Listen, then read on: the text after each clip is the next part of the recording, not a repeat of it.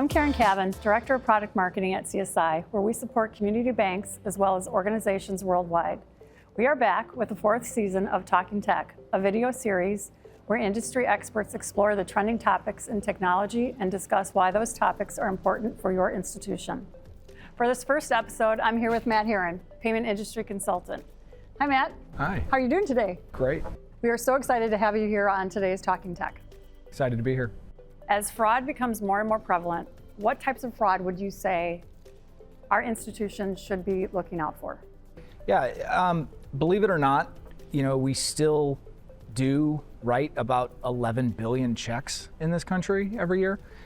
Check fraud has become a crazy problem for financial institutions of all sizes. The barrier to entry has become extremely low. It's very easy to print a very convincing counterfeit check, as well as other more advanced washing techniques. Obviously, there's a lot of tools at the disposal to combat those things, but it's becoming really a heavy operational lift. Secondly, account takeover has become a huge problem for institutions.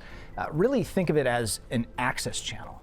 There's so much of the consumer experience that is now digital, and we want to create these friction-free experiences for so many of our customers.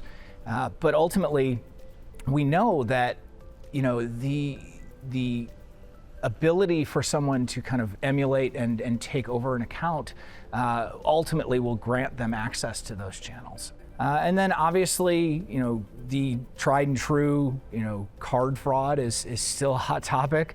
That's been, top of mind for over a decade now. But we have a lot of good data in terms of historical approach and how we can improve on that. Really what we've seen in the last 5 years is, transactions have sort of moved digitally.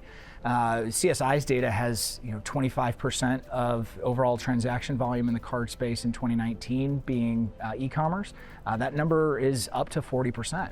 And so as at the same time, we've seen things like EMV secure the card present channel with the use of dynamic cryptography. It has really shifted a lot of the risk towards that e-commerce space. And that's obviously a great thing in terms of potential chargeback recovery and understanding what our risk vectors are, but and then of course compliance, money laundering across all channels, mule accounts. No institutions want to be a source of fraud, and that's really an industry risk. And so keeping bad actors out of your ecosystem, making sure that you stay compliant from an anti-money laundering perspective is really important, and giving financial institutions the ability to do that at scale and stay compliant without having to throw more and more people into those manual processes. And so those are really the big trends that we have seen. So stopping fraud isn't easy. So what roles do you think employees and management play in preventing financial fraud? Yeah, obviously the frontline defense. I've used this analogy for a long time. Bankers don't always have to be the experts, but your customers expect you to know more than they do, when it comes to this stuff. And so, being an educated resource, understanding, the trends, it is important for financial institutions to encourage their staff to stay up to date, on the latest technologies. There's no expectation that you're necessarily going to be, an industry expert to an extreme degree. I don't always feel like one, because again, this is a dynamic space.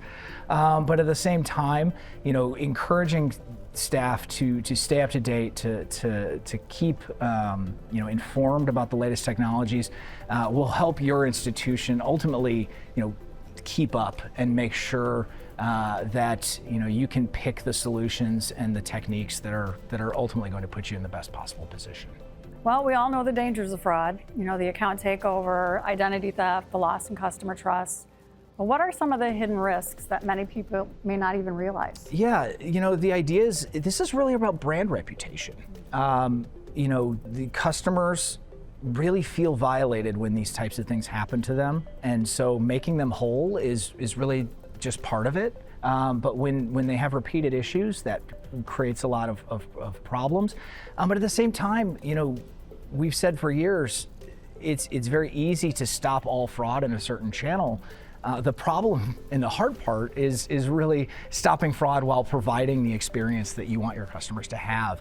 And so, the real risk to me that I hope everyone appreciates is, the heavy-handed approach. It's costing yourself $1 to save a dime, being really aggressive and ultimately ruining the experience that you want your customers to have, which creates a disintermediation opportunity, maybe causes them to look elsewhere for financial services. And so this is very much, two sides of the same coin. That customer experience is equally important as risk mitigation, and making sure that you strike that balance more than anything else.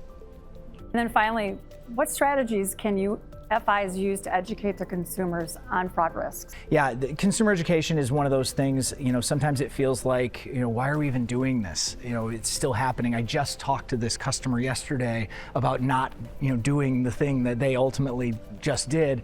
And unfortunately, we know there's a percentage of consumers that are going to fall for certain scams. They're very convincing.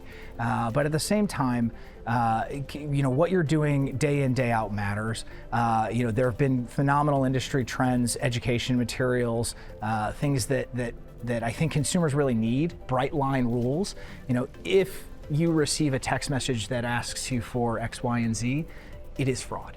Understanding both, internally for your staff, but also helping the average consumer who isn't a fraud expert, to maintain that mental kind of bright line that if I encounter this situation, I know for a fact that it's a scam. I know for a fact that it's going to be a fraud event. And so, creating those types of policies, making sure that you're keeping that material up to date on your website.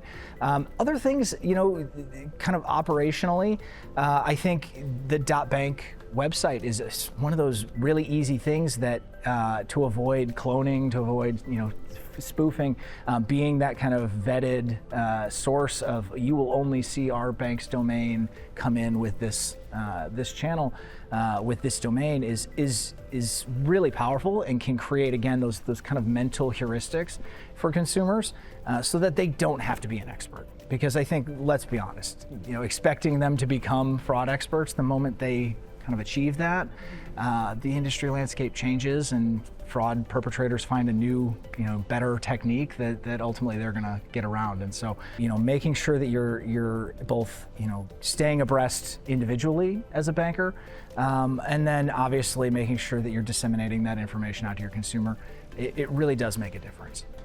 Well, thank you so much, Matt. I've really enjoyed today's session, and thank you for coming on Talking Tech and kicking off our 4th season. Stay tuned for our next episode in the series to discuss the evolution of customer service and its implications for the growth of your institution. Thank you.